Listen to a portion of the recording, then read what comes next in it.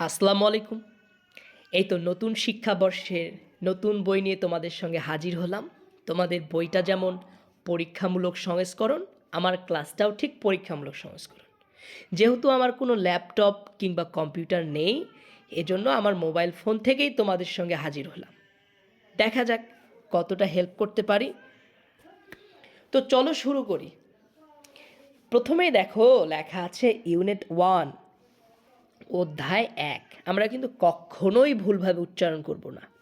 এখানে দুইটা সিলাবল আছে, ইউ আর একটা হচ্ছে নেট। ইউনেট, ইউনেট অর্থাৎ অধ্যায়। ইউনিট 1 অধ্যায় 1 অ্যাট দ্য লাইব্রেরি অর্থাৎ লাইব্রেরিতে। এখানে অ্যাট কিন্তু প্রেপোজিশন। তোমরা ক্লাস 4-এ প্রেপোজিশন সম্পর্কে একটু সম্যক ধারণা পেয়েছো যে প্রেপোজিশন অ্যাট এর অর্থ কিন্তু এরকম হয়, এ অ তে, অ্যাট দ্য লাইব্রেরি লাইব্রেরিতে। এবং এখানে এই দেখো দাটা কিন্তু আর্টিকেল, এ এন দি বা দা এগুলোকে বলা হয় আর্টিকেল। আর যখন আর্টিকেলের পর একটাই শব্দ পাবে সেটা অবশ্যই নাউন হয়ে যাবে, একটা নাম বোঝাবে, একটা নেমিং ওয়ার্ড, নামবাচক শব্দ। তাহলে এখানে আমরা লাইব্রেরিকে বলতে পারি একটা নাউন। তাহলে অ্যাট দ্য লাইব্রেরি অর্থাৎ লাইব্রেরিতে, তাহলে অ্যাট এখানে প্রেপোজিশন এবং এখানে দাটা হচ্ছে আমার আর্টিকেল। আর আর্টিকেলের পর যদি একটা শব্দ পাই সেটা নিশ্চিত আমরা বলবো নাউন। তারপর চলো, তারপর 1.1-এ বলা আছে, কি বলা আছে? লুক অ্যাট দ্য পিকচার্স, ছবিগুলোর দিকে তাকাও।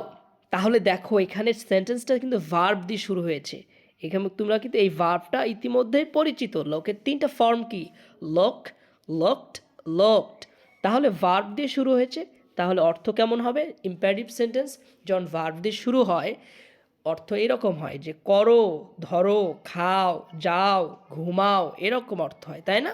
তা লোক অ্যাট দ্য পিকচার্স, ছবিগুলোর দিকে তাকাও। তা লোক দেখবো, কোথায় দেখবো? দ্য অ্যাট দ্য পিকচার্স, ছবিগুলোর দিকে দেখবো। একটু আগে কিন্তু আমরা শিখে এসেছি যে আর্টিকেল, এই তো আর্টিকেল আমাদের। আর আর্টিকেলের পর দেখো একটাই শব্দ, তারপরে দেখো পিরিয়ড অর ফুল স্টপ এখানে আছে। তাহলে আর্টিকেলের পর একটাই শব্দ, তার নাম কি বলো দেখি? নাউন। তাই লুক অ্যাট দ্য পিকচার্স, ছবিগুলোর দিকে তাকাও। ইন পেয়ার্স, জোড়ায় জোড়ায় বা জোড়বদ্ধভাবে, তাই না?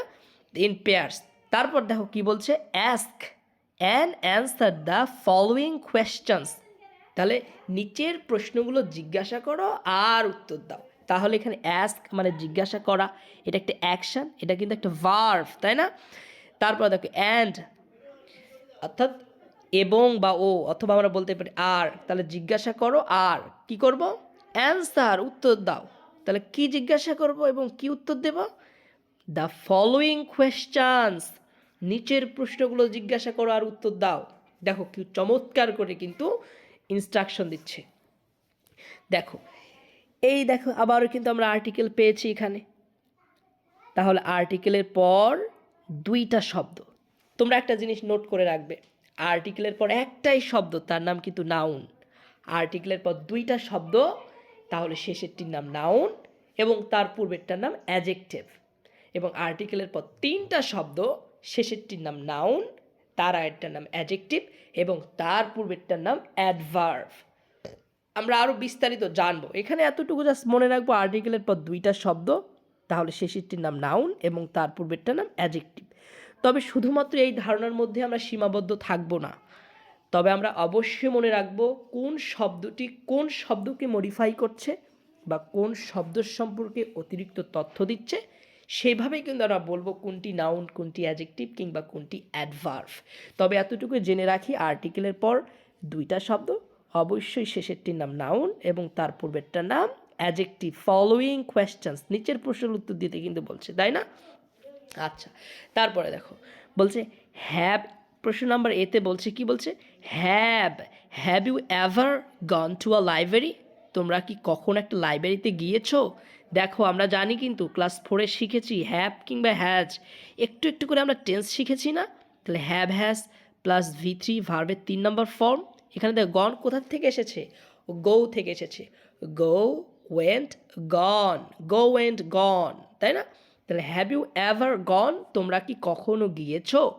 কোথায়? টু আ লাইব্রেরি, একটা লাইব্রেরিতে। দেখো এখানেও কিন্তু এই আর্টিকেল আছে, আর্টিকেলের পর একটাই শব্দ, অবশ্যই এটার নাম কি বলো দেখি। হ্যাঁ, একদম ঠিক বলেছো, এটার নাম নাউন। কারণ আর্টিকেলের পর একটাই শব্দ, তার নাম নাউন। তার মানে লাইব্রেরিকে নাউন বোঝাচ্ছে। তাহলে হ্যাভ ইউ এভার গন, এখানে এভার অর্থ কখনো। তাহলে have you ever gone to a library, তোমরা কি কখনো একটা লাইব্রেরিতে গিয়েছো? তাহলে এটা কিন্তু তোমাদের টিচার কিন্তু একজন তোমাদের টিচার প্রশ্ন করেছে যে তোমরা লাইব্রেরিতে গিয়েছো। মানে এই যেখানে হ্যাভ ইউ এভার দিয়ে প্রশ্ন করা হয়েছে, আসলে তোমার এই রকম এক্সপিরিয়েন্স পূর্বে আছে কি না, তোমার পূর্ব অভিজ্ঞতা আছে কি না লাইব্রেরিতে যাওয়ার। এই জন্য কিন্তু তোমাদের টিচার তোমাদেরকে জিজ্ঞাসা করেছে have you ever gone to a library, তোমরা কি কখনো লাইব্রেরিতে গিয়েছো?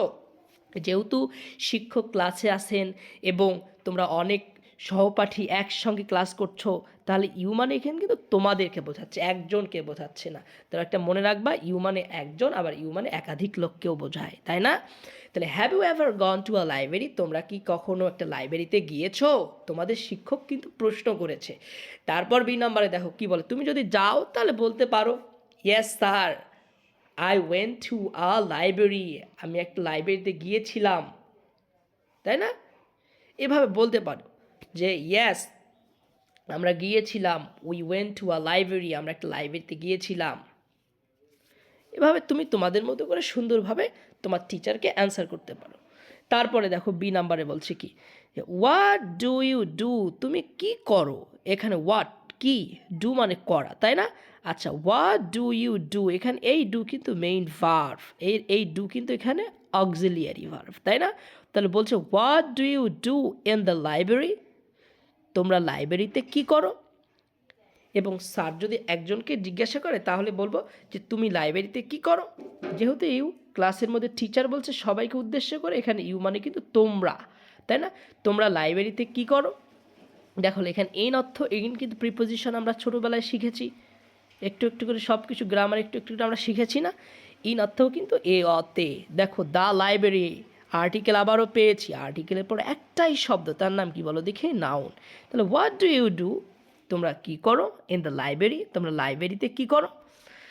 তারপরে দেখো কি বলছে, তুমি লাইব্রেরিতে কি কি করো, তুমি তোমার টিচারকে বলবা যে তুমি লাইব্রেরিতে আসলে কি করো। তারপর দেখো বলছে কি বলছে, হোয়াট কাইন্ড অফ বুকস, কোন ধরনের বুক। আমরা এটা কিন্তু সবাই ভুলভাবে উচ্চারণ করি, কী বলে বুক, তাই না? কিন্তু আমরা আজ থেকে আর বুক বলবো না, এটা হল book. Book, one book, two books. What kind of books, কোন ধরনের বই, কাইন্ড প্রকার, তাই না? কোন ধরনের বই, ডু ইউ লাইক, তোমরা কোন ধরনের বই পছন্দ করো।